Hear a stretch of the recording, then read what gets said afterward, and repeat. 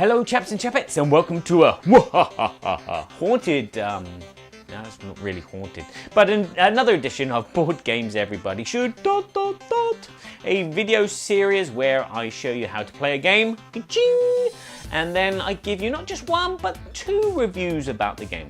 One is a technical review explaining, well, it points out the good things and bad things about the mechanics of the game or the production of the game. And then I give you a personal review. I tell you if it's my cup of tea or if it's something that you should put tomato ketchup on and feed to your dog. Yes, in this video I'm going to be showing you the game Freak Shop from Ketchup Games, a small card game where players are the owners of hotels or mansions, and it's the Halloween season and you're decorating your hotel to try and please your guests and get as many guests as you possibly can. It's very light, very quick playing. I will stop blathering. I'll show you the intro credits and a little bit more details about what this game is about.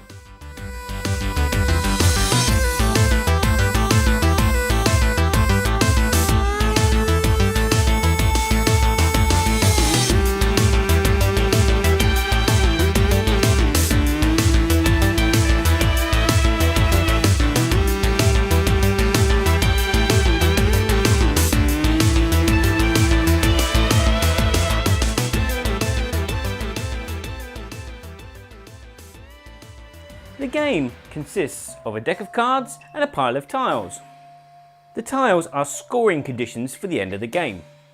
For each game you're going to need 3 of these tiles, and you'll need 1 of each of the 3 colours. You can choose the 3 that you want, or you can choose them randomly, or if it's your first game you can use the suggested tiles that are indicated by the hand at the bottom. For the purpose of this video, we're going to use the 3 suggested scoring conditions, and we place these in the middle of the table. The deck of cards consists of numbers from 1 to 10. There are 11 number 1s, there are 10 number 2s, and there are 9 number 3s, etc, all the way down to 2 number 10s. There are some cards which have these little tickets on them. These means that these are sale items and they will play a part in the scoring. When you go through the deck, you will find that there's one card different. This is the closed shop deck. You will put this on the side for now, and you will need to sort out the rest of the cards for the starting hands of the players. When you have chosen a start player, that player will receive a 1, a 2, a 3 and a 5. The second player to their left will then receive a 1, 2, 3 and a 6. If there was a third player, they would receive a 1, 2, 3 and a 7, an 8 for the fourth and a 9 for the fifth if you're playing that many players. Again, making sure that you don't use any sale item cards marked with the ticket. The remaining cards are put into a deck and they are shuffled. You draw 6 cards out at random, however you wish. And then with those 6 cards you add the closed shop card and you mix them all together like so, and then you put them on the bottom before taking the rest of the deck of your cards and placing them on top. You then place this deck in the middle of the table and then you reveal the first 5 items. You can just chuck these willy-nilly in the middle of the table as long as everybody can see. These are the items that the shop has for sale. You are now ready to play.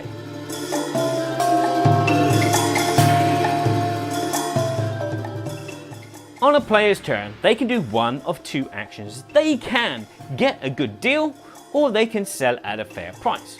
I'll show you how to sell at a fair price first. What you can do is you can sell any amount of cards at their face value. So I could sell this number 5 card, so that's 5, and I can exchange it for the value of 5 from the shop. So I could take this 1 and 4 because that equals 5.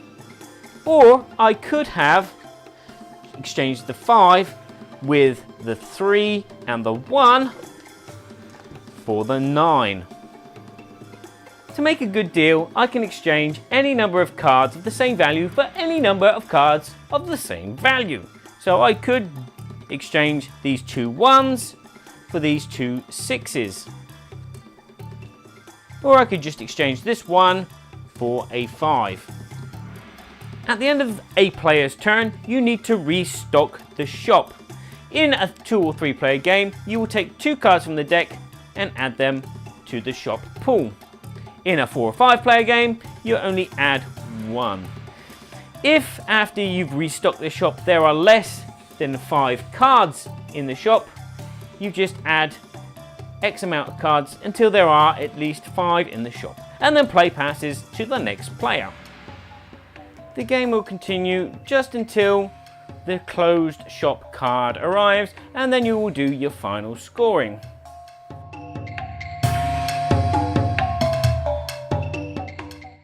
The game comes with a scoring pad, and it has 1, 2 and 3 for each of the 3 tiles and a final total. This tile here is the Neighbours Festival, and basically what will happen is you will get 5 points for each number that you have, but you have more than everybody else. So for the Neighbours Festival, you start in order with the number 1s. Player 1 here has the most number 1, so they gain 5 points for that. Player 2 has the most 2, so they would gain 5 points for that. They'd also gain 5 points for the most 3s as well. Now here we have equality. They both have a 4 each, or the most 4s. In any case of a tie, both parties or all parties will get the same points, so they both get 5 points. Player 2 get 5 points for the most 5s because he's the only one that has them. Again, there is a tie for 6s. Player 1 will get 7 and 8 as 5 points each, and then of course player 2 will get 5 points for his 9s. This one is the Collector, and you will score 3 points for each different number that you have, from 1 to 10. The Collector is quite simple. For each number, you 3 points. So for player 1, 3, 6, 9, 12, 15, 18, 21 points, whereas player 2 is 3, 6, 9, 12, 15, 18 points. And fashion at the lowest prices. What will happen is the player who has the most sale items will score 10 points, the player that has the second most will score 6, and the player that has the third most will score 3. Fashion at the lowest price, the player with the most tickets, as you can see, 1, 2, 3, 4 tickets for player 1, and 1, 2, 3 tickets for player 2, which means that player 1 will get the 10 points, and player 2 will get the 6 points. You total up the 3 scores, and the player that has the most points is the winner of the game and has the most attractive mansion.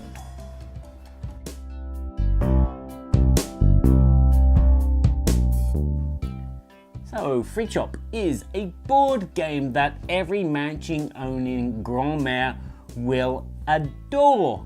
Now, before I explain that into detail and go into my personal feelings about this game, let's go through the technical review. What are you getting for your money with this game? Well, basically, it's a small card game. And, of course, there are cards, and these cards are very, very high quality plastic. They look and feel nice and sleek and lovely. The card art is very cute and adorable, although I do wish that there should be a bit more variety in the cards themselves. All the number 1s are exactly the same. You sometimes see in other games which have like lots of cards the same that they tweak the image, or they just change the color, so each one of the same series has a slight different color somewhere in their palette, but none of that's here. But they're all just basically the same card. The tiles are big and chunky, and again, very, very, very simplistic kind of iconography drawn on them, and after a while you will get used to them. So technically they do work and serve a purpose, but you do need to keep referring to the rule book. The rule book is very small, very simple, neatly laid out with examples, and this is a simple game. So you've got 2 pages which just explain all the scoring conditions, and 1 page which just explains what the game is, and then the rest of it's the rule book. And as I said, everything's easy to find for setup and everything, and as I said, examples of the 2 different actions. It's all there.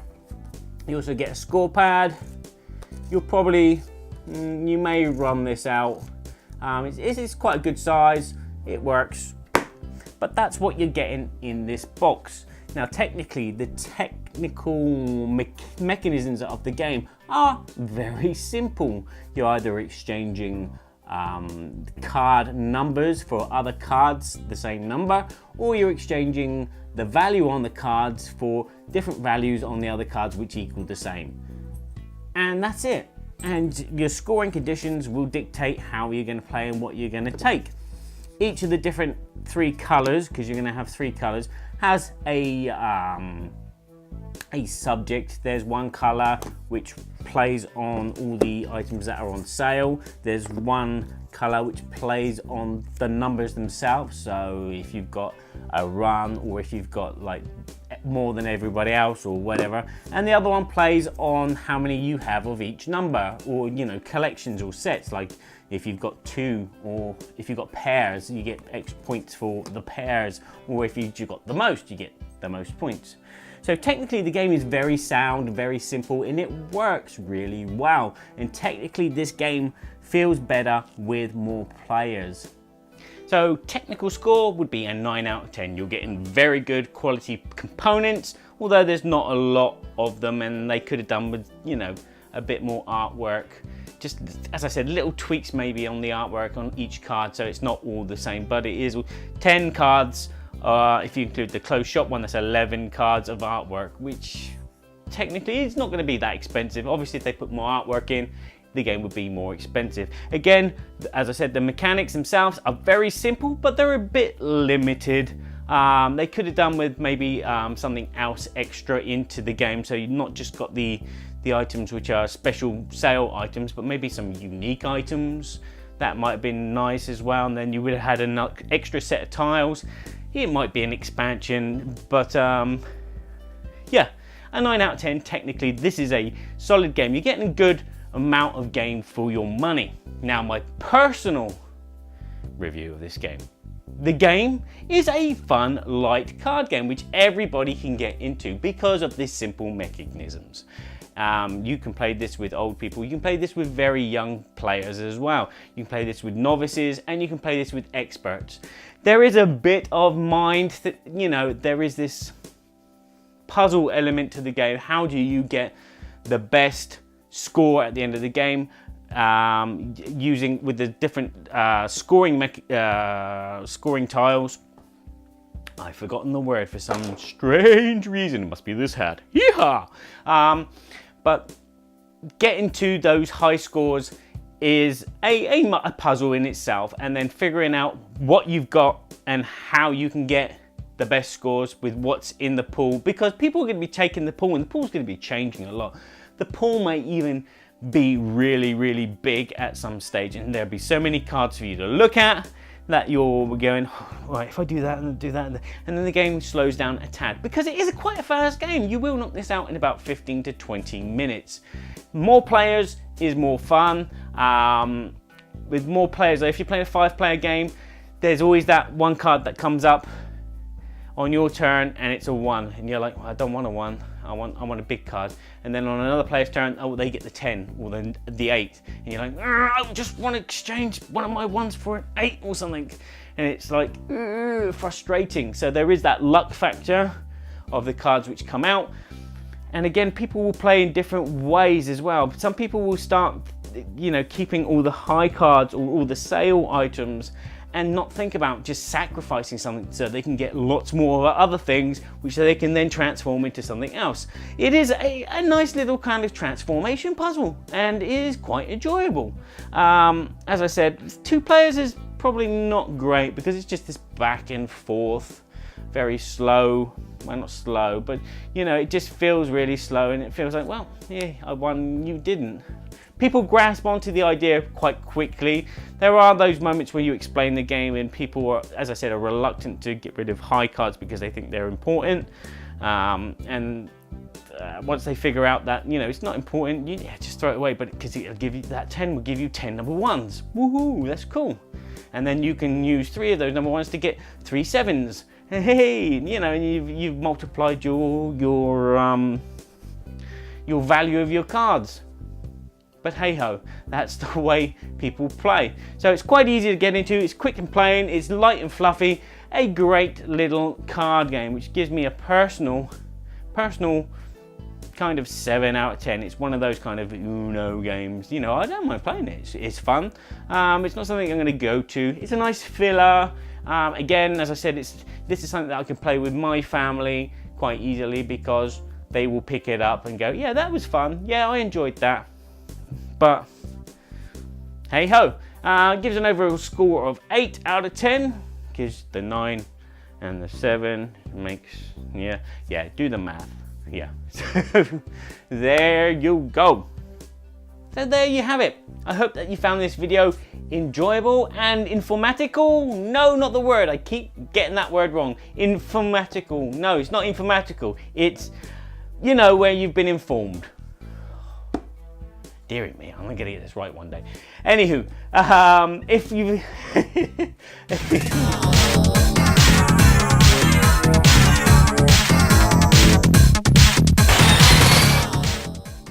informative, that's the word I was thinking of. Informative. I hope that you found this video informative and it's pointed you in the direction whether this is a game for you or not, because you don't have to own every single board game out there. You just need to own a few good ones, and hopefully I'm pointing you in the right direction whether this is a game for you or not. So I'd like to say thank you very much for watching this video. If you liked it, give it a like. If you enjoy what I do, subscribe and share with your friends. If you're interested in getting some promos, I have a bucket load of promos to give away. But you will need to chip in a few pennies and send them my way to my Patreon, Board Games Everybody Should. Also, you can go and check out my BoardGamesEverybodyShould.com website if that interests you, and sweat is starting to develop on my brow. So there you go. I'll say ciao for now, and remember, play nice with each other. Thank you very much, and good night. And don't call me McCready. Just sitting